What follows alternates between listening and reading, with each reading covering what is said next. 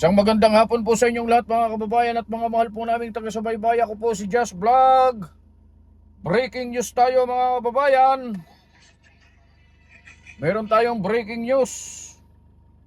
Eto, ang dami nating breaking news mga kababayan. Latest ngayon mga kababayan ay eto si Ping Lacson nagbitiw sa Blue Ribbon Committee. Ito na lang. Senator Ping Lacson says he will give up the Blue Ribbon Committee chairman, vows to continue anti-corruption effort. Sa ano to, sa hindi ito mas maganda rito eh. Ito. Si Katunying kasi nag-post si Katunying mga kababayan na nagbitiw na si ito yung post ni Katunying kanina. Pero ito, basahin ko rin to. Marami tayong breaking news eh. Wala na tong nangyayari sa ating bansa ngayon mga kababayan. Hindi na natin malaman kung ano yung mangyayari dito. Eto, nag-post kanina si Katunying, sabi niya, Senator Ping Lacson nagbitiw bilang chairman ng Senate Blue Ribbon Committee. Pagkatapos, bago yan mga kababayan, meron pong post na eto sa GMA naman. Ang sabi kasi ni Senator Ping Lacson, kung nagkukulang na ng pagtitiwala ang aking mga kasamahan, especially kung mas marami sa kanila hindi na masaya sa aking pag-handle sa Blue Ribbon, naisip ko na rin, maybe stepping down is an option, sabi ni Senator Ping Lacson. Pero nauna po yung post na yan mga kababayan. Yung pinaka-latest, yung post ni Katunying na nagbitiw na bilang chairman ng Senate Blue Ribbon Committee, si Ping Lacson mga kababayan. Pagkatapos, ang isa pang breaking news mga kababayan, mayroon pong pinost si Manang Amy Marcos na ganito po ang sinasabi. Official statement of Senator Amy R. Marcos sa Lunes, nakatakdang hirangin si Boying Rimulya bilang ombudsman. Tunay ngang kulay itim pa rin ang kulay ng bayan. Nagluluksa, nababalutan ng pangamba at kawalan ng pag-asa sapagkat ang huling bantayog na pananagutan ay pinilit wasakin ng politika at kalapastanganan sa konstitusyon. Isang sapilitang pagtatalaga ng taong hindi karapat-dapat, may mga nakabinbin na kaso at may bahid ng kawalang hustisya. Iligtas mo ang inyong bayan, Panginoon. Yan ang sabi ni Manang Amy Marcos, mga kababayan, ay kapopos lang po niya ito. So ibig sabihin, nagbitiw si Senator Ping Lacson bilang chairman ng Senate Blue Ribbon Committee, pero ito naman, itatalaga si SOJ Boying Rimulya para maging ombudsman mga kababayan. Naku, yari na. Wala na.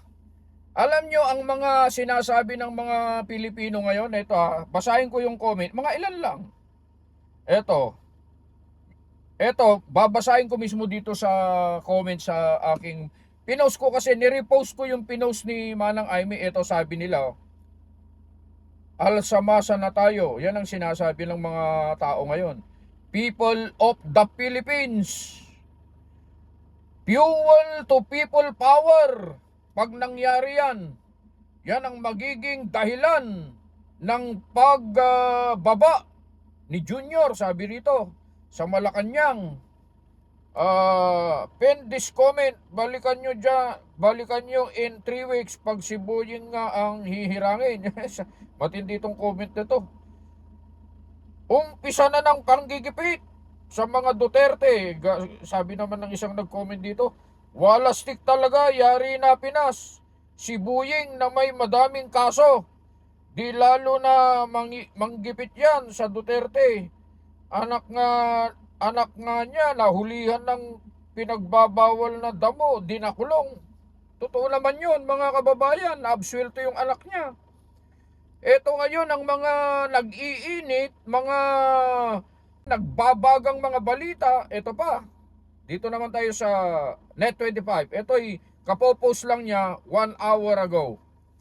Just in, magbibitiw bilang chairman ng Senate Blue Ribbon Committee si Senate President Pro Tempore Panfilo Ping Lacson matapos ipahayag ng ilang kasamahan ang pag-aalinlangan sa investigasyon sa mga maanumalyang flood control projects. Pero hindi nito mapipigil ang kanyang patuloy na laban kontra katiwalian. Yan naman po ay sa Net25 News and Information. Sabi nga ni Lacson, no amount of criticism from misinformed netizen and partisan sectors can distract or pressure me from doing my job right. But when my own peers start expressing their group or individual sentiments, maybe it is the best to vacate. Nevertheless, I will continue to fight corruption and routine system and the misuse and abuse of public funds as I have consistently done in the course of my long years in public service. Mula po yan kay Senator Ping Lacson mga kababayan. Naku po, hindi na natin malaman kung ano na nga ba ang mga nangyayari. Ang dami po ang kwan dito mga kababayan, nagsasabi na kung ano-ano dito. So yun muna mga kababayan, yung ating mga breaking news, wala tayong magagawa kung yun talaga ang kapalaran ng ating bansa mga kababayan. Hindi ko naman sinasabing kapalaran yun ni Secretary Boying Rimulya at yun ang kapalaran ni Senator Ping Lacson. Hindi natin alam, baka ang may mga nagsasabi nga na yan ay taktika kasi sabi nila, nagbitiw si Senator Ping bilang Senate Blue Ribbon Committee Chairman. Pero papasok naman si Secretary Boying bilang ombudsman mga kababayan. Mas malupit yon.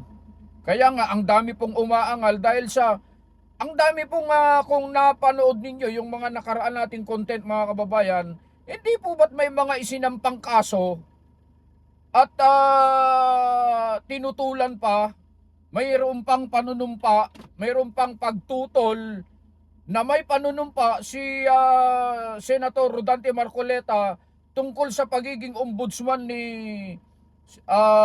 Secretary Boying Rimulya mga kababayan, pero walang nagawa. Pati yung mga napakaraming kaso, di ba? May mga ipinail na kaso laban sa kanya. Parang lahat ng yon ay walang kwenta. At kung ano lang yung gusto nila na gawin, yun talagang masusunod. Katulad niyan, magiging ombudsman na si Secretary Boying Rimulya mga kababayan. Kayo mga kababayan, ano sa palagay nyo? Anong masasabi nyo dito sa pagkakahirang o paghirang sa Lunes na nga po ito Anong masasabi nyo dito sa paghirang kay Secretary Boying Rimulya bilang ombudsman? At ano rin ang masasabi nyo, bakit?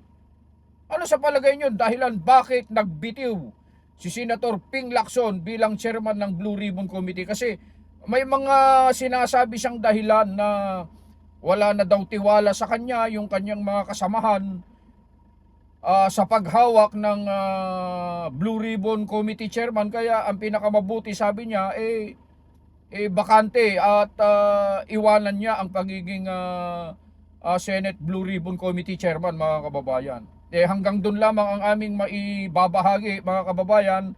Ito yung ating breaking news.